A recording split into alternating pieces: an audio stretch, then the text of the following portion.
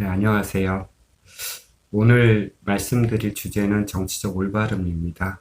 그러니까 사람들이 PC주의 하는데 이 Political Correctness라고 말들을 하지요. 그러니까 정치적 올바름이라고 우리말로 해석이 되는데 이 PC주의가 지금까지 가졌던 모든 도덕적, 윤리적 혹은 기타 여러 가지 이념들에 의해서 구체화되고 형성되었던 모든 어떤 도덕이라든지 사회적 합의라든지 이런 것들이 덮어지고 있는 상황입니다. 이 말이 거창해서 그렇지 폴리티컬 코렉트니스는 이 사람들의 어떤 혐오적 발언에 대한 제약을 가하고 있습니다. 물론 사람들이 다른 사람들을 폄하하거나 차별적인 어떤 의식을 가지면서 거기에서 구현된 말들을 하거나 혹은 사람들을 어떠한 근거 없이 비난하거나 하는 것들에 대한 어떤 경종을 울린 것이 정치적 올바름이라고 할 수 있겠는데요. 뭐 그런 측면에서 본다면 정치적 올바름은 21세기가 낳은 새로운 도덕이자 도그마라고 말씀드릴 수 있겠습니다.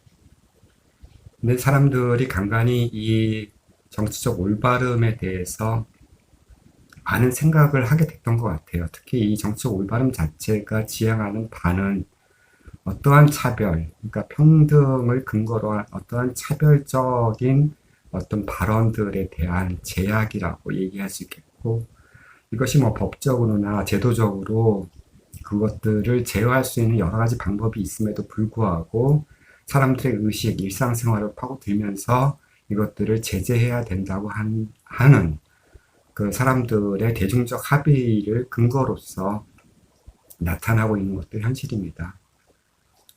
그러니까 사람들에게 이게 어떤 차별을 한다는 것 자체를 생각을 해볼 때 그 사람들의 차별의 어떤 드러나는 현상 중에 하나가 말이겠지요. 어떤 단어, 어떤 개념을 쓰느냐에 따라서 그 차별하는 주체와 차별받는 객체 사이에 어떤 불편한 감정들이 벌어질 수 있다는 것이고요. 사람들은 그 불편한 감정에 대해서 매우 신중해진 것, 그리고 매우 예민해진 것이 현 사회의 일입니다. 그래서 이런 일도 있지요. 그러니까 이 어떤 정치인의 발언 중에 여러 가지 것들 비난하다가, 이것은 뭐 눈먼 장님에 대한, 장님이 뭐 소경을 이끄는 것이다라고 뭐라고 이렇게 정치평론적인 발언을 하면 그 정치평론의 그 진위와 정치평론이 가지고 있는 어떠한 이 합리성 이런 것과는 별개로 소경, 장님, 왜 장애인을 비하하지? 이렇게 얘기하는 경우가 있습니다. 이 어떤 측면에서는 맞고 어떤 측면에서는 매우 거북한 부분인데요. 이러한 정치적 비난은 그 정치적 비난의 대상이 됐던 사람의 진위를 파악하지 않은 채 그 사람의 말 속에 들어있는 이 바로 정치적 올바름에 대한 비난으로 갑자기 점프를 합니다. 그래서 실제로 그 사람이 마땅히 받아야 될 비난은 온데간데 없어지고 그 말에 대한 비난으로만 진행되는 것이 현대의 일이지요. 특히 요즘 사람들은 이 평등에 대한 가치 혹은 평등이 추구하는 어떤 사회적인 이상에 대해서 매우 예민하게 반응을 합니다. 사실 우리 사회는 매우 불평등한 사회예요. 불평등한 사회인데 이 불평등한 사회에서 뭐 말조차 차별받는다면 어떡하겠냐라고 저한테 질문을 하시면 제가 할 말은 별로 없습니다. 하지만 중요한 것은 이 말이 만들어내는 어떠한 올바름이 아니라 그 근거, 현실, 그리고 그것이 가지고 있는 매우 핵심적인 것들은 그대로 진행이 됐고 결국 표피적인 언어적 투쟁만 남아있는 것이 이 정치적 올바름의 현상이 아닌가 싶어요. 제가 문득 기억나는 일은 최근에 벌어진 하나의 기사이고 이 기사들은 여러 언론사들이 받으면서 굉장히 큰 문제가 되었습니다. 그 아프간의 난민을 우리나라가 미라클이라는 작전을 통해서 아주 잘된 작전이었죠. 모두 다 성실했고 기민했고 굉장히 순발력 있게 그 한국의 난민을 데려오는 일이었습니다. 예, 이 작전은 세계 어느 나라도 감행해 보지 못했고 실패한 것이었는데 한국만 성공을 했지요.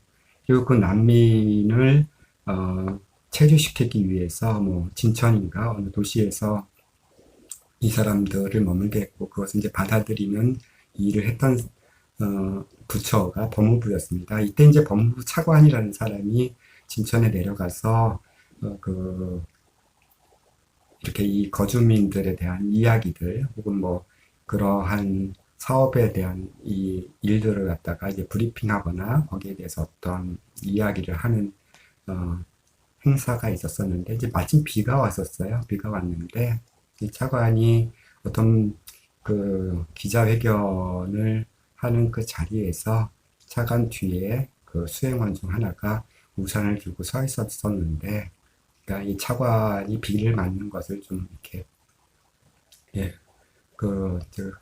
그것에 대해서 이제 수행원이 보조를 한 것이라고 볼 수 있을 것 같습니다. 예, 이 사건은 어떤 사진으로 또 이제 그 언론에게 도배가 됐는데 차관은 서서 있고 우산을 든 수행원이 무릎을 꿇고 앉아서 뒤에서 차관에게 우산을 이렇게 씌워주고 있는 모습으로 사진이 나왔어요. 이 사진을 보고서 언론은 이 차관, 그러니까 정부 관료의 갑질 혹은 정부 관료의 이런 어떻게 보면은 좀 부조리한 행위라고 많이 지탄을 했지요.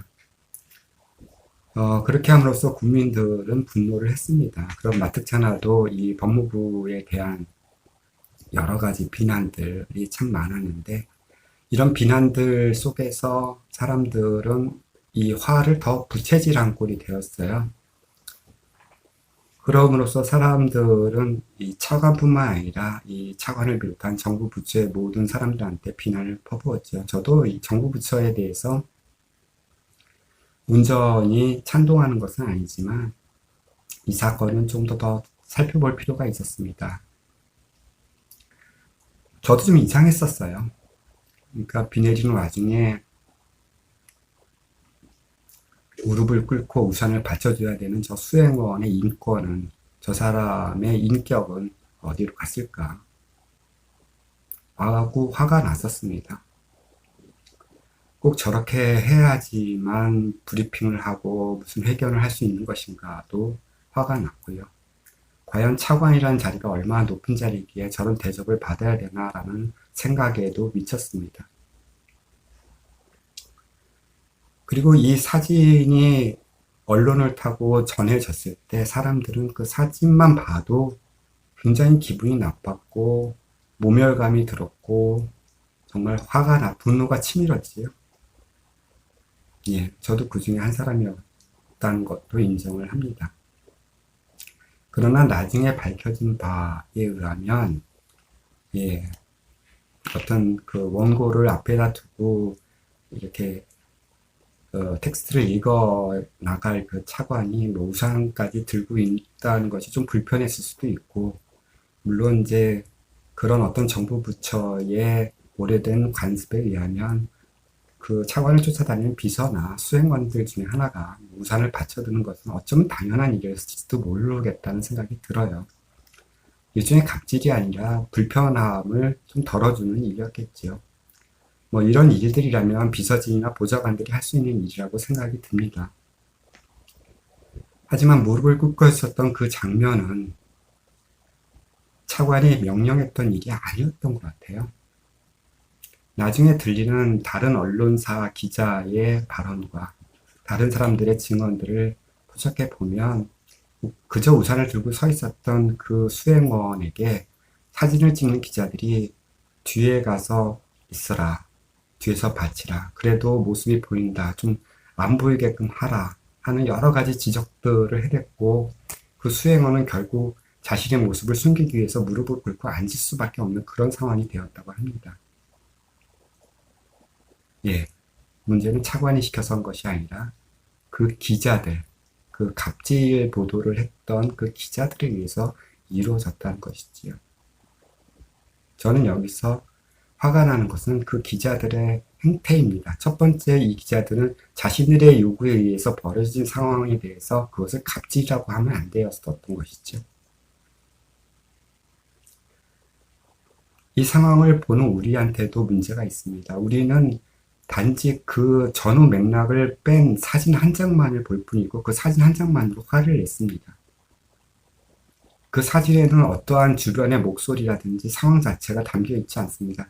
그저 그 자세와 그 모양새만 우리에게 전달됐을 뿐이죠. 우리는 그것을 보고 매우 화가 났습니다.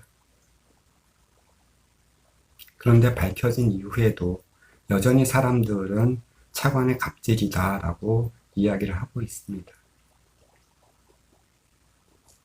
사람들은 자기가 정의롭다고 믿는 것을 실현하기 위해서 언론 기사에 나타난 부정의한, 불합리한 일을 보고 화를 냅니다. 그래서 자기가 정의롭다라고 생각을 하지요. 그리고 온갖 댓글과 덧글 혹은 여러 가지 어떤 SNS를 통해서 자신들의 분노를 합리화시키는, 그리고 그 비판이 정당하다는 것을 보고서 만족을 합니다. 이렇게 우리는 정치적 올바름을 실천하고 있었고요. 그 정치적 올바름 때문에 사실 어떤 측면에서는 그 정치적 올바름을 판단하는 그 근거를 우리가 깊이 생각해 보았는가? 혹은 저런 상황 자체를 우리가 전후 관계를 알 수 있었던가? 물론 알 수 없었습니다. 그러므로 우리가 화를 내는 것은 어쩌면 굉장히 당연한 일이었겠지만 이렇게 전해진 것들을 보면서 우리는 그 언론이 갖고 있는 해악성에 대해서도 한 번쯤은 고민을 해봐야 되지 않을까. 만약에 다른 어떤 그것에 대응하는 다른 기사, 그러니까 예를 들자면 기자들이 그것을 조명했다라는 다른 어떤 진원이 없었더라면 우리는 계속 그 차관을 비판했을 테고요.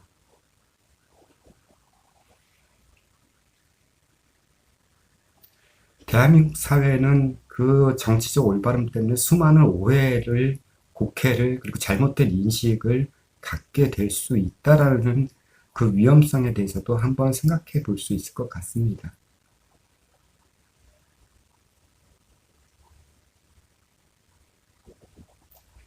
우리는 어떤 사람들, 특히 욕하거나 다른 사람한테 어떤 가해를 하거나 이런 사람들을 무작정 욕을 합니다. 비난을 하지요. 범죄자 취급을 합니다. 하지만 그 사람이 그런 행위를 할 때, 물론 개 중에는 전적으로 악의적인 의도를 가지고 그렇게 일을 저지른 사람도 있겠지만, 그 전후 과정들을 우리가 한 번쯤은 생각해 보거나, 그것의 이유에 대해서 좀 판단 유보해 보고서 좀 더듬어 봐야 되지 않을까요? 어쩌면 이 사람은 그렇게 자기가 폭력을 가할 만큼 그만한 정신적 폭력을 미리 받지 않았을까요?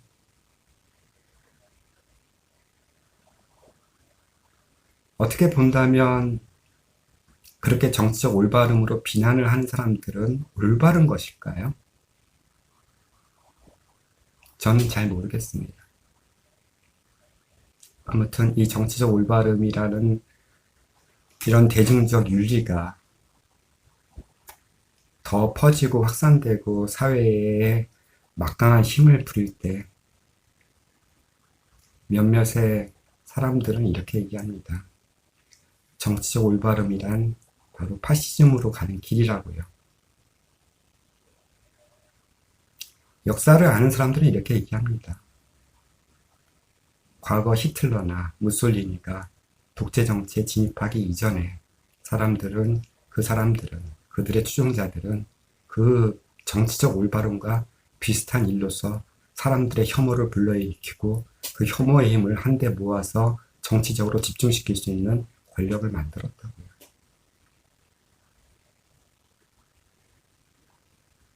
오늘은 강의는 아니었습니다. 제가 보는 세상의 이야기였습니다. 들어주셔서 감사합니다.